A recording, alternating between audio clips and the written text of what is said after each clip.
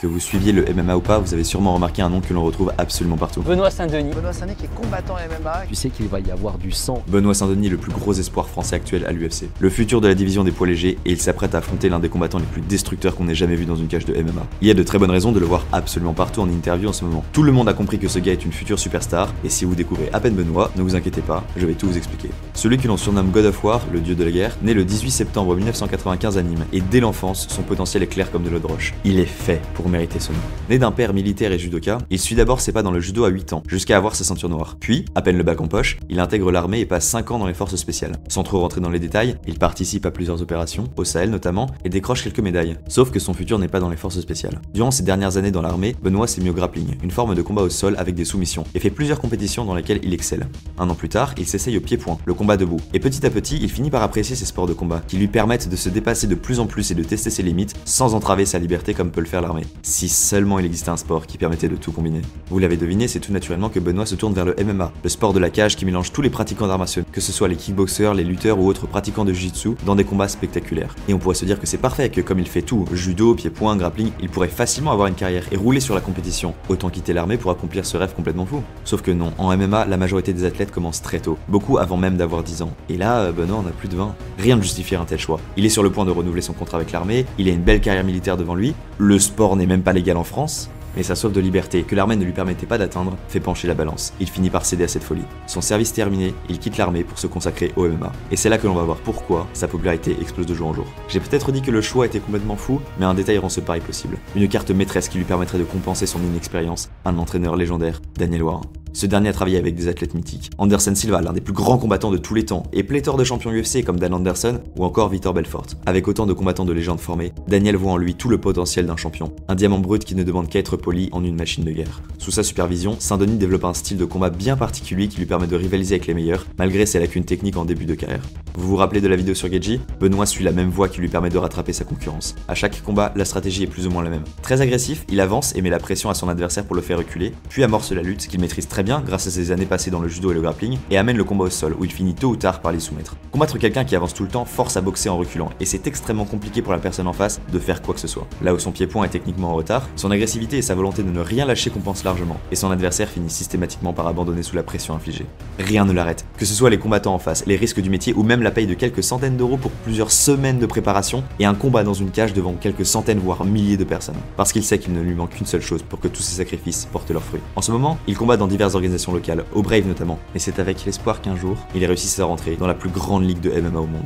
Et après 8 victoires et 1 sans décision, le cap est franchi. L'UFC l'intègre dans ses rangs et une légende va naître dès son premier match. Le premier combat à l'UFC est la révélation au grand public. Beaucoup, et je dois reconnaître que j'en fais partie, ne regardent pratiquement que cette organisation. C'est donc le meilleur moyen de faire une première impression, et souvent, la suite de la carrière est marquée à vie par ce combat. L'objectif est de gagner de la manière la plus spectaculaire qui soit, pour rentrer dans les faveurs des fans et du patron de l'UFC, Dana White. Une défaite à ce moment de la carrière peut littéralement signifier la fin de celle-ci. C'est l'un des moments les plus cruciaux de la vie d'un combattant. Et Benoît compte effectivement marquer les esprits. Sa catégorie de poids naturel est chez les légers, les moins de 70 kg. Pour son tout premier combat, parce qu'il a besoin d'argent et pour arranger l'UFC, il accepte d'affronter Eliseu Zelensky dos Santos à la dernière minute et en poids welter, dans une catégorie 7 kg plus lourd. Il n'a pas encore combattu et il marque déjà des points.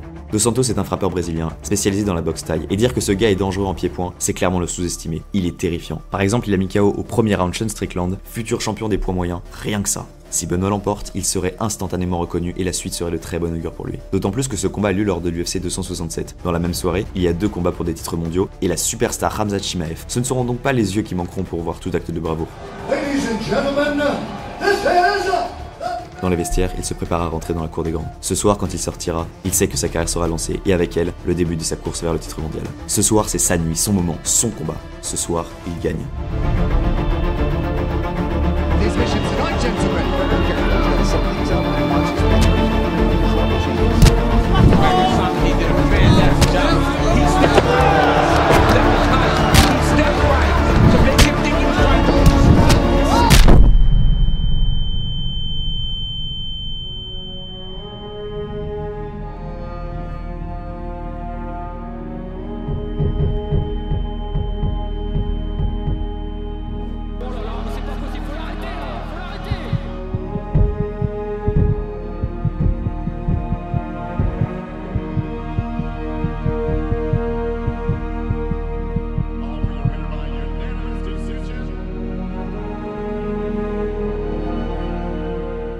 Le combat est un massacre. Benoît se noie sous les coups de son adversaire, se faisant systématiquement contrer et payant chèrement son manque de défense debout. Cette fois, son agressivité n'a pas su compenser ses ouvertures en pied-point. Le deuxième round est probablement le pire exemple d'arbitrage de l'histoire du sport, à tel point que les commentateurs, partout à travers le monde, hurlent d'arrêter le combat. Oh, stop the fight! Stop the fight! Oh, stop the fight! Come on, bro!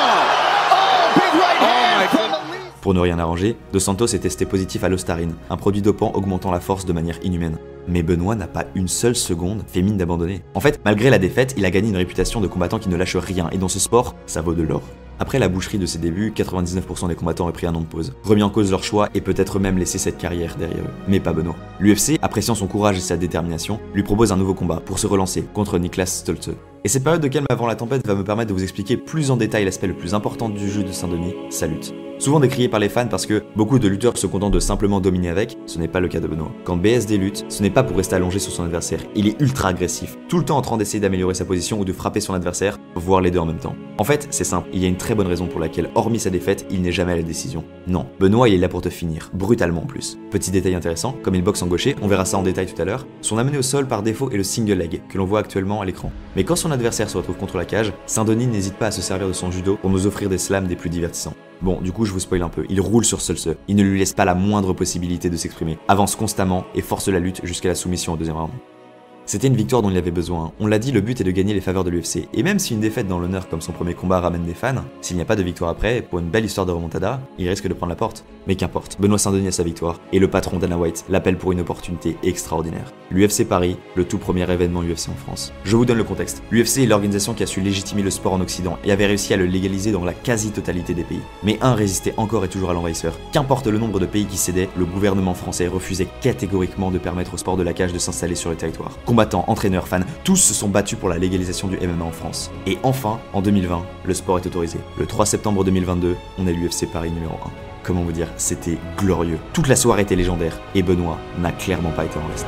Ladies and gentlemen, this fight is 3 rounds. Benoît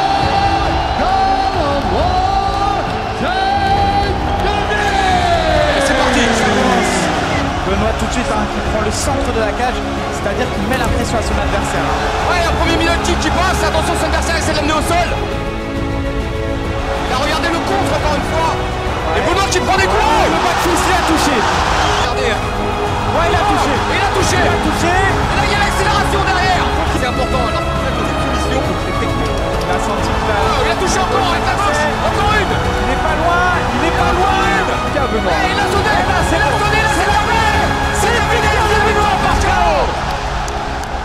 Le combat était fou, le public était fou, le chaos était fou. Et cette fois, ce n'est pas que la lutte, mais le pied-point qui lui a offert la victoire. Le chaos, il est très simple à décortiquer. BSD boxe en fausse patte, en gaucher, avec donc son bras droit en avant et sa gauche en bras arrière. Pour une fausse patte qui affronte un droitier, deux armes sont particulièrement meurtrières, et Benoît a utilisé les deux pour envoyer Miranda dans l'espace. Le direct du bras arrière a littéralement une autoroute jusqu'au visage de l'adversaire. On l'avait vu avec Islam Makhachev, c'est un incontournable du gaucher, et regardez les dégâts que ça fait. Et bien sûr, le crochet avant, le crochet de rappel, toujours aussi létal pour une raison toute bête. Quand deux adversaires sont en garde ouverte, gaucher contre droitier donc, les bras avant se gênent mutuellement. On voit bien qu'un jab indirect se ferait immédiatement bloquer par le bras avant adverse. Par contre, le crochet avant le contourne et devient une arme de choix. Sa popularité explose. Déjà, la défaite face aux Brésiliens lui avait construit une réputation de barbare, mais cette victoire à domicile le cimente comme étant l'un des plus gros prospects français, tant auprès des fans que de l'organisation. Surtout, cette victoire montre ses progrès debout. Il n'est plus celui qui s'est fait détruire, mais bel et bien une menace dans tous les domaines. L'UFC est désormais convaincu et décide de véritablement tester ses compétences contre un autre espoir de la catégorie, Ismaël Bonfim. Le Brésilien est sur une série de 13 victoires consécutives, la dernière par un KO ultra violent contre Terence McKinney. BSD a la même stratégie d'ultra-agressivité, en se servant encore de sa garde de gaucher. Le corps de son adversaire est très ouvert, c'est d'ailleurs pour ça que l'on parle de combat en garde ouverte, et Saint-Denis va spammer les circulaires au corps, jusqu'à faire de la peinture impressionniste sur les côtes du Brésilien, qu'il achève par soumission avant la fin du premier round. Sa capacité à mélanger tous les aspects du MMA commence à véritablement impressionner. S'il est bon partout, et qu'il n'arrête pas de s'améliorer, jusqu'où pourrait-il aller? Toujours pour profiter de sa popularité, et en même temps le tester encore un peu plus, il est de retour à Paris, cette fois sur la carte principale, comme le troisième combat le plus important de la soirée, contre Thiago Moises. Thiago Moses est ce qu'appellent les anglophones un gatekeeper, et comme je ne veux pas utiliser l'anglais, on va partir sur le terme Charon. Parenthèse mythologie grecque, Charon est le passeur des morts, conduisant les âmes des défunts vers les enfers, seulement si l'âme en question peut payer d'une pièce d'or. Sinon, elle est condamnée à errer dans les limbes jusqu'à la fin des temps. Pour l'UFC, un Charon est donc un combattant qui sert à l'organisation pour tester leurs espoirs. Si ces derniers ont leur pièce d'or, ici une victoire de préférence spectaculaire, le Charon leur ouvre les portes des enfers que sont le top 15 de la division. Sinon, il erre jusqu'à la fin de sa carrière dans les limbes sans classement, en s'étant fait éclater au passage. Ce test a lieu à domicile, chez lui, il n'a pas le droit à l'erreur. Mais vous vous en doutez bien, Benoît va poutrer son Charon.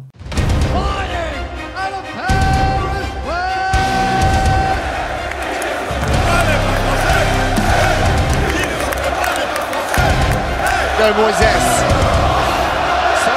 Straight to action, southpaw stance. So often you're going to get a little pissed off if you're like, all right. Just to lay the point.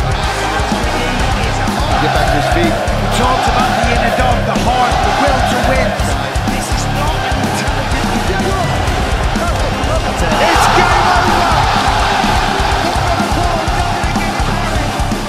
Puis, 2 mois après, c'est au tour de Frevola, et BSD va utiliser une stratégie classique néanmoins toujours aussi incroyable, en feintant un coup au corps pour au final monter à la tête. Plus de détails sur le fonctionnement de cette stratégie juste ici. On en arrive maintenant à son prochain combat. Un combat qui ne garantit qu'une seule chose, la violence. L'UFC n'a plus besoin d'être rassuré sur le fait qu'il ait sa place dans l'organisation. C'est clair, il est l'un des meilleurs au monde. Maintenant ils veulent savoir s'il est le meilleur au monde. Et le prochain test pourrait bien être le dernier avant la bataille pour le titre de champion des poids légers. Parce que le prochain combat de Benoît Saint-Denis, c'est contre le diamant, Dustin Poirier.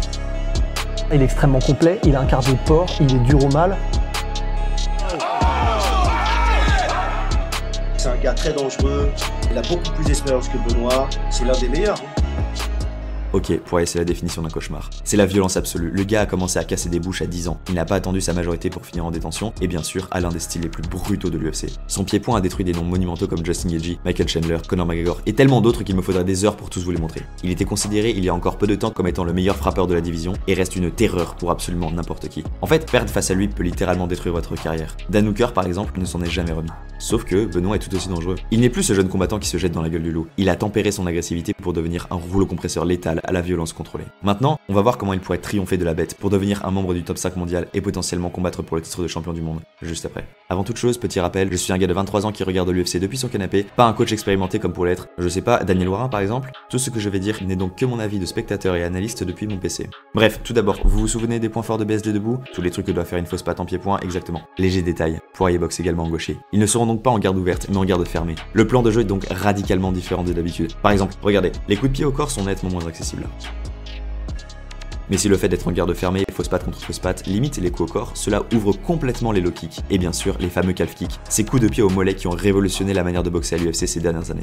L'un des facteurs qui décidera de qui sortira de la cage en vainqueur et qui en sortira en bancard sera qui remportera la bataille des calf kicks. Poirier a tendance à lui-même les utiliser en abondance contre les fausses pattes. Conor McGregor en a fait les frais pour son retour. Mais il y est aussi susceptible. Jim Miller et Justin Gaethje par le passé avaient eu beaucoup de succès avec contre le diamant. Benoît a donc tout intérêt à les travailler au point de savoir les défendre parfaitement, tout en les infligeant en boucle à l'américain. Cependant, l'un des dangers d'envoyer des calf kicks, c'est le risque de se faire contrer, et Poirier, il est très bon pour ça. Si Gaethje avait eu du succès avec ses calf kicks, il n'y a eu besoin de faire qu'une seule erreur pour prendre un KO monumental. Et c'est le plus grand risque dans ce combat pour Benoît, l'anglaise de l'américain. Ses points sont ultra dangereux. Poirier est parfaitement capable de le sanctionner comme l'avait fait Zelensky de Santos à ses débuts, que ce soit en contrant un calf kick ou même pendant un échange de phalanges où Benoît aurait le menton un peu trop exposé. Notre Français a donc tout intérêt à limiter le plus possible les échanges en anglaise pour se concentrer sur son plus gros avantage dans ce combat, la lutte. Voilà Poirier debout. Et voilà Poirier au sol.